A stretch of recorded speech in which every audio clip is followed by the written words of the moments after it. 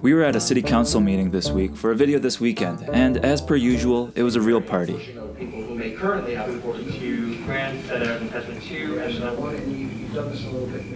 But then something came up that caught my interest. The city is purchasing a property on Bayers Road, 6822 Bayers Road to be exact. And here's what that property looks like on the ground. Yeah, it's just a house. So what gives? Well, the city has plans for Bayers Road, particularly this stretch between the CN Rail overpass and Connaught Avenue. In 2006, they proposed widening this part of Bayers Road to 5 or 6 lanes to accommodate more traffic. That led to a string of land purchases over the past decade to free up room for widening Bayers Road. And like all things that happened in Halifax, it was pretty controversial. The project is meant to relieve traffic on Bayers Road, but there's quite a bit of evidence suggesting that adding extra lanes actually encourages more traffic in the long term.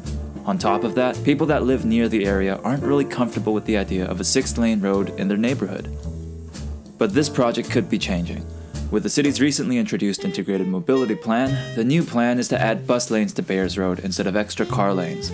It's a project that would allow buses to jump ahead of traffic and, in theory, make our transit system a bit more reliable and a bit more lucrative. That being said, I wouldn't get excited anytime soon. There are more properties that need to be purchased, and the project is probably a long ways off. In this case, the owner of 6822 offered to sell the municipality their house, but others might not be willing to give in so easily. So why make a video on something that seems pretty inconsequential? Well, it was a pretty slow news week, but also, I think it exemplifies Halifax's approach to change.